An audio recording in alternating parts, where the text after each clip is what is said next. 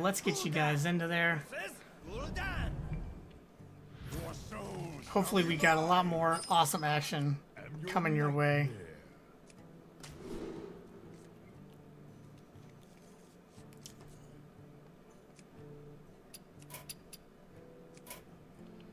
Okay, so here we go. We can see both players' cards. Looks like we might be missing one of N-Dash. Hopefully that won't be an issue once the mulligans are complete. There we go. So N-Dash opening up with his Warlock. Arusu also opening up with the Warlock. We know that N-Dash was running the Handlock variation, whereas Arusu was running the Zoo variation.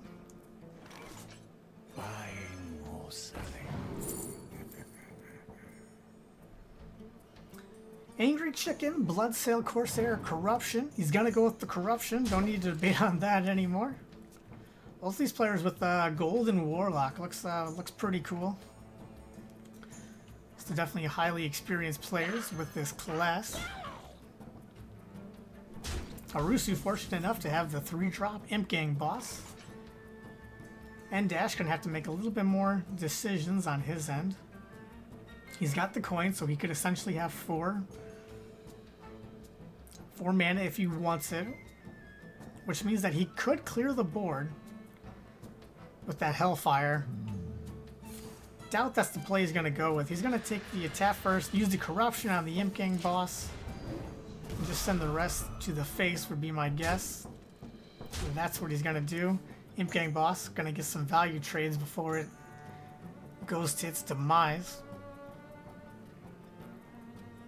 Oh, without that Corruption, it could have gotten a lot more value and been really difficult for N-Dash to deal with. My shield for Argus. So the Defender of Argus does not save it from dying, but does allow it to kill the Zombie Chow. And the Creeper to finish off the Peddler there. So now N-Dash on turn 4, kind of a reflex as the Piloted Shredder. Other option would have been obviously the Implosion, could have been argued for. But Arusu doing very nice with the Zoo Warlock, able to fill the board, control. It's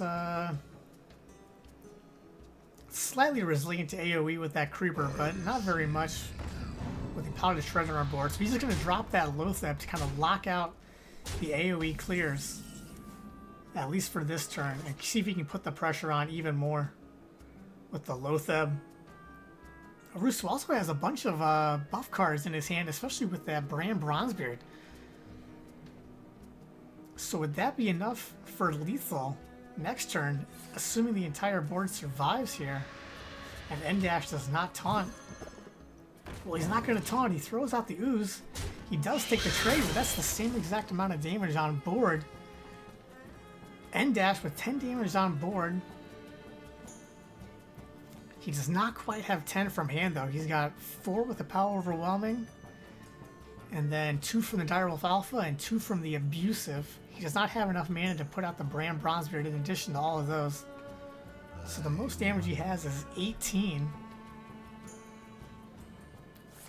So I don't think you'll want to get quite that invested. Coming up on turn 6 would be a Reno turn if N-Dash had it in hand. We know he doesn't, but Arusu does not, so not a whole lot of point in getting super invested with the Power Overwhelming as well. So he's just going to dictate the trades here with the help of the Direwolf Alpha.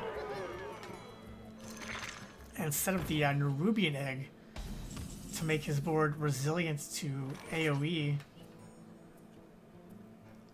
N-Dash does have the Hellfire, but that doesn't do much here. The Lotheb would survive, and the Egg would become even stronger. So many. N-Dash does have enough mana to Hellfire and Dark Bomb. So he could be left with just the Nerubian Weblord if he wants to.